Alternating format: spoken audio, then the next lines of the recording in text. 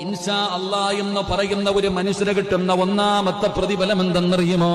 അവന് 4 പ്രയോജനങ്ങളുണ്ട്. ഒന്നാമത്തെ പ്രയോജനം എന്താ?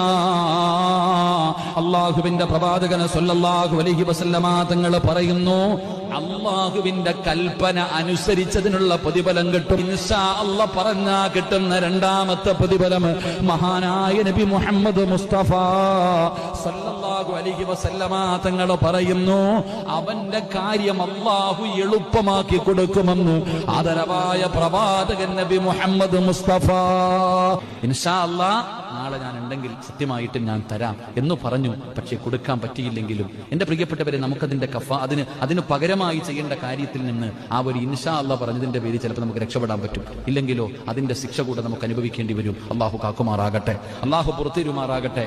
4, അവൻ എന്താണോ ചെയ്യാൻ ഉദ്ദേശിച്ചത് അതിൽ അള്ളാഹു ബർക്കത്ത് ചെയ്യും.